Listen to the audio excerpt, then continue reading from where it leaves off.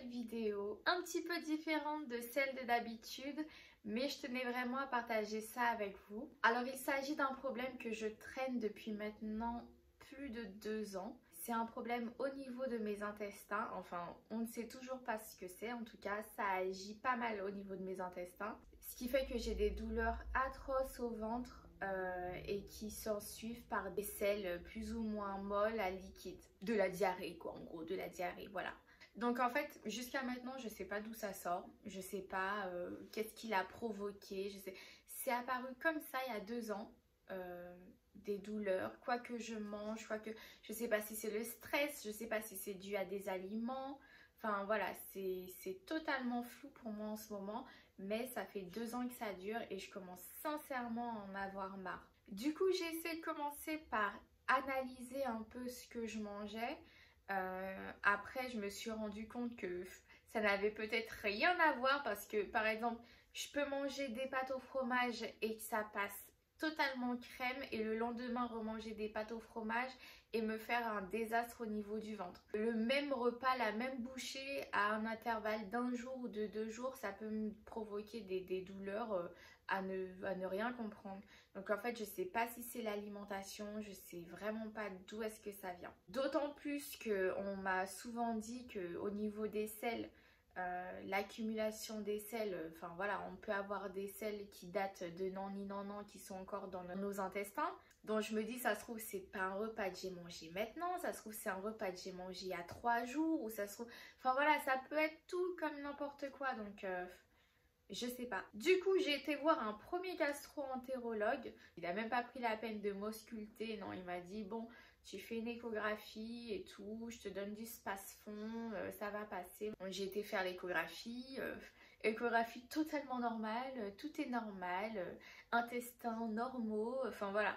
Du coup, je suis retournée voir le gastro-entérologue. Il m'a dit, bon, bah, c'est sans doute le stress ou l'angoisse. Prenez tel ou tel médicament, des probiotiques pour rétablir la flore intestinale, etc.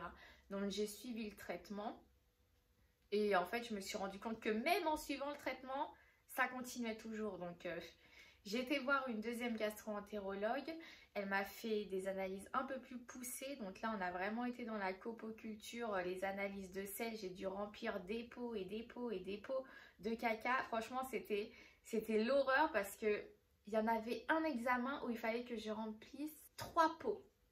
Un pot chaque jour. Un pot chaque jour. Donc malgré ça, on n'a toujours pas trouvé ce qui se passait.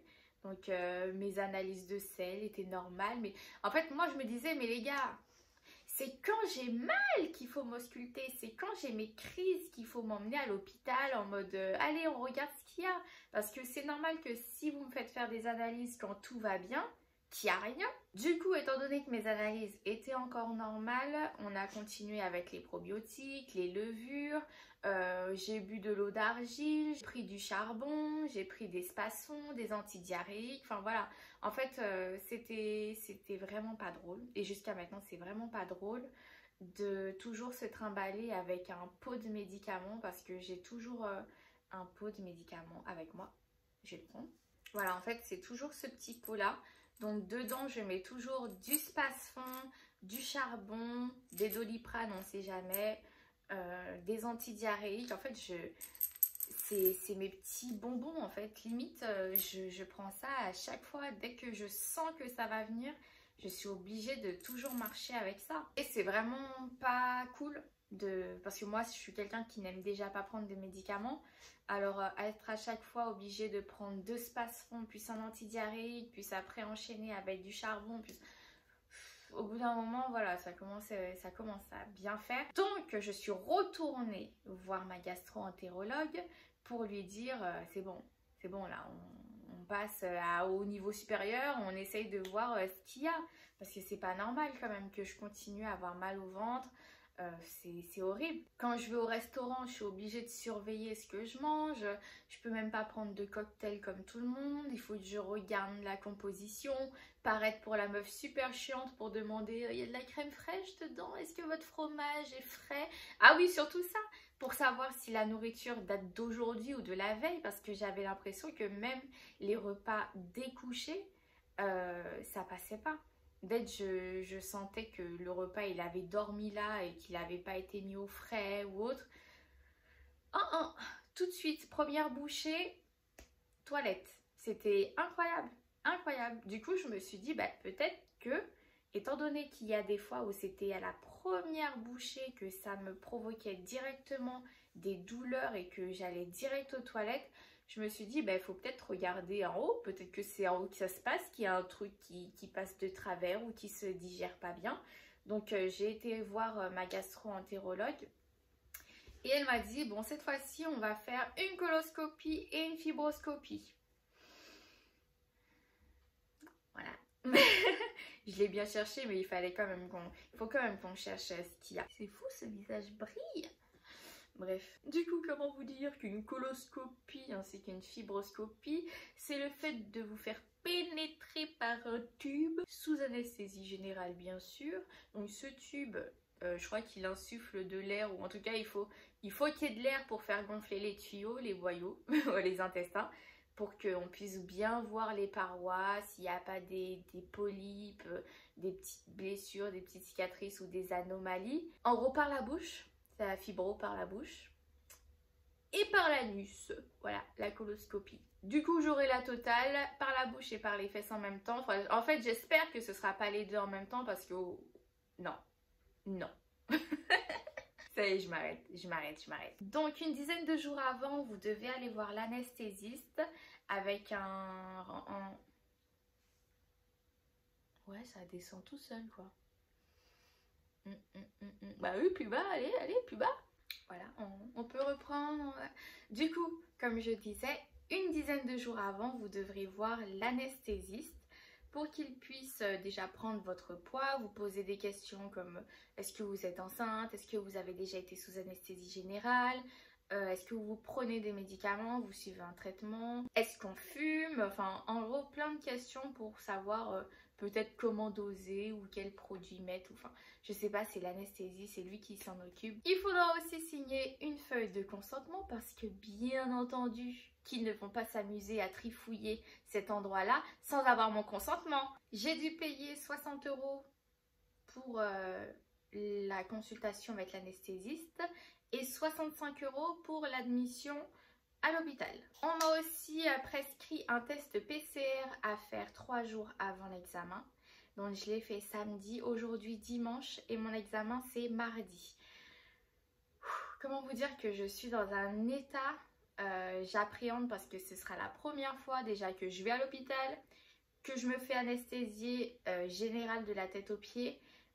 Et en plus pour couronner le tout, on me met un tuyau par la bouche et par les fesses. Donc tout en un jour, ouais, franchement, ça va. Et pour préparer vos intestins pour qu'ils soient le plus propres que possible, il faudra suivre un régime sans résidus. Moi qui aime manger, c'est dur. Parce qu'en fait, il faudra éviter les fruits et les légumes. Bon, les fruits, à la rigueur, on peut manger de la compote, de ce que j'ai compris. Parce que oui, moi, en fait, on m'a dit oui, régime sans résidus, mais on m'a pas donné la liste. Donc, en fait, j'ai dû chercher sur Google. Normalement, on donne la liste, hein, normalement, parce qu'on m'a dit « Ah, on t'a pas donné ?» Ben non, on me l'a pas donné. Donc, voilà. Donc, j'ai dû chercher sur Google. Et c'est là où je me suis rendu compte qu'en fait, j'avais pas beaucoup de choix au niveau des menus. Parce qu'il y a vraiment beaucoup d'interdits. Les viandes, on peut en manger si elles sont grillées. Sinon, le reste, on laisse tomber. C'est-à-dire poisson grillé, poulet grillé, bœuf grillé. Je sais pas pour les crustacés. Les céréales complètes, on oublie. Donc le pain complet, le riz complet, tous ceux qui mangent en mode complet, bah non. C'est blanc. On prend du riz blanc, de la farine blanche, du pain blanc, tout blanc. Du coup, je vais vous dire ce dont vous avez le droit de manger parce que si on s'attarde sur les interdits, on s'en sortira plus. En gros, ce que vous avez le droit et le reste, on oublie. Les œufs durs, vous avez le droit. Le jambon dégraissé, vous avez le droit. Les viandes rôties, mais il faut vraiment qu'elles soient soit rôties, soit grillées. Vraiment pas à l'huile, il ne faut pas les faire frire, faut comme ça. Oh, les épices, l'assaisonnement, on oublie l'assaisonnement, c'est sel, poivre. Non, et encore, je sais même pas pour le poivre. Sel, c'est tout. Vous avez le droit au riz, à la semoule, aux pâtes, aux biscottes, au pain grillé, Donc pain de mie ou baguette grillée, bon voilà. Vous avez droit au bouillon, les bouillons de légumes. Vous avez aussi le droit au thé, des tisanes, des infusions, au miel, au sucre, à quelques biscuits. Biscuits, en fait, il faut qu'ils soient secs, hein. Biscuits secs. Mais n'allez pas vous aventurer. Franchement, moi j'ai eu tellement peur. Je me suis dit tout à l'heure, je mange ça et puis au final, ça obstrue mes intestins. Et puis quand je vais faire le lavement, parce que oui, après, il y a l'étape du lavement.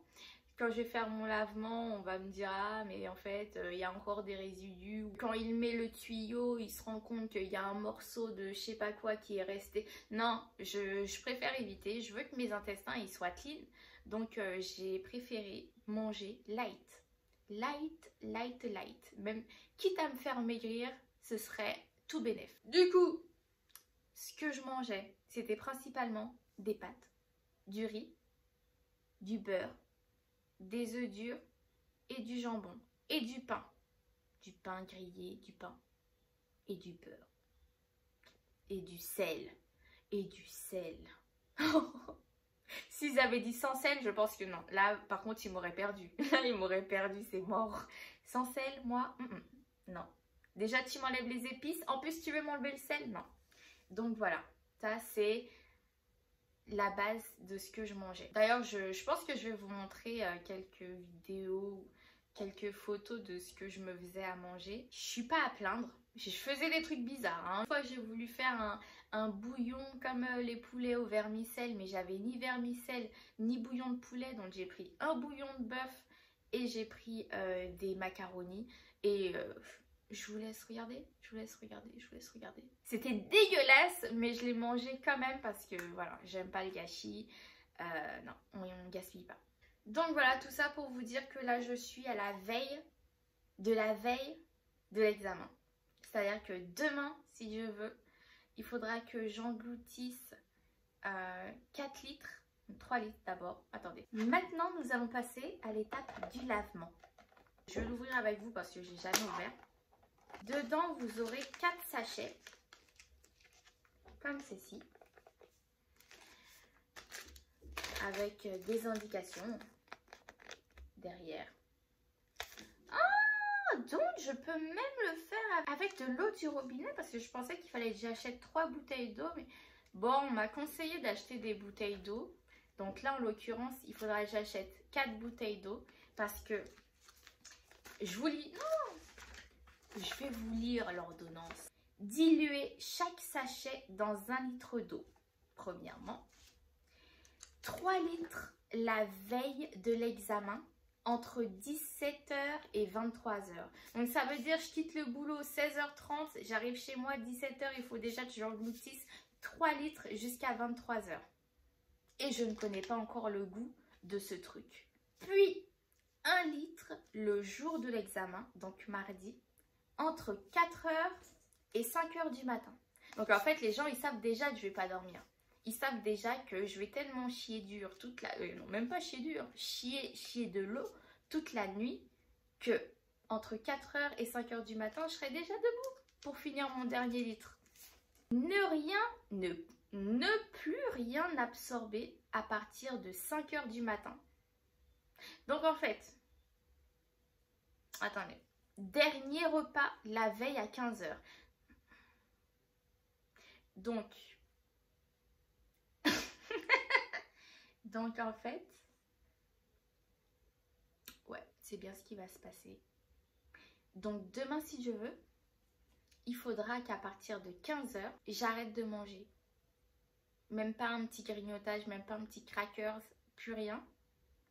Ensuite, je rentre chez moi et à 17h, il faut que je commence à boire 3 litres d'eau avec le produit. Et après, à 4h du matin. Donc en fait, entre 15h et l'examen, je vivrai de quoi?